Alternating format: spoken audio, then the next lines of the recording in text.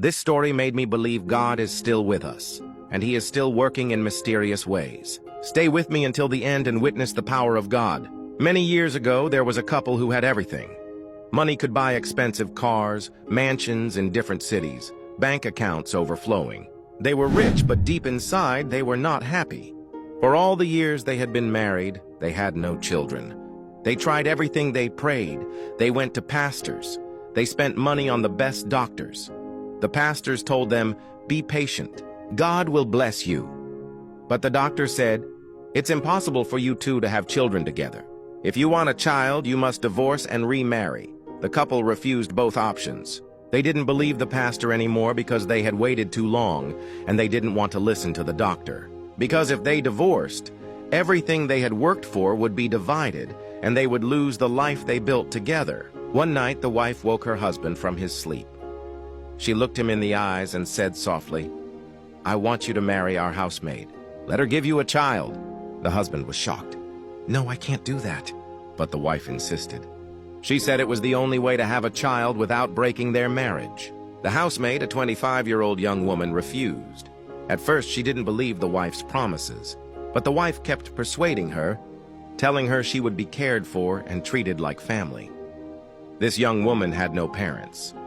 She had lost her father and mother long ago. She lived with an aunt and uncle who never truly cared for her. She thought maybe this could be her chance at a better life. After much convincing, she agreed. Months later, she became pregnant. The couple was overjoyed. They treated her like royalty. She didn't work anymore. She wasn't allowed to lift a finger. They protected her every day, but deep inside, she was lonely. She had no family to celebrate with.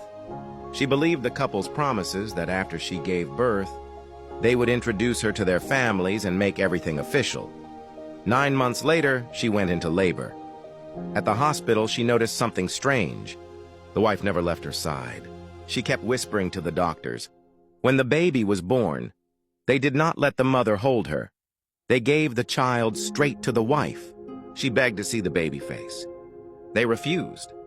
The only moment she touched baby was when the tiny hand wrapped around her finger, and she noticed a small mark on the palm. She heard one of the nurses quietly saying, "It's a girl." That was all she had. No face, no chance to hold her. Just the touch of her hand. Then, without another word, the wife of the man turned and walked away with the baby in her arms. That is it. That was the moment they had been waiting for. The baby was all they wanted. They never cared about the mother. The young mother lay helpless in the hospital bed, her arms empty, her heart breaking. She cried through the night, calling out for her child, but no one listened. These two couples never came back. She was left alone. The next day, a man came to her hospital bed with a large sum of money. He said the couple had sent it as payment for the baby. She refused. She shouted, she cried, she begged to have her child back. The man left with the money. A few hours later, hospital staff forced her out. She had nowhere to go. She went to her relatives and told them everything. They were angry, not because of what happened, but because she had refused the money. They threw her out. Homeless and broken, she wandered the streets until one day, an old friend of her late father saw her. He took her to another town. There she began working again as a housemaid.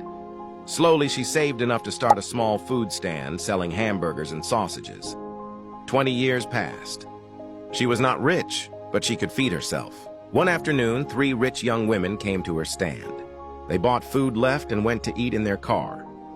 The next day, one of them returned, then the next day, then almost every day. This girl always bought the same thing and always gave extra money.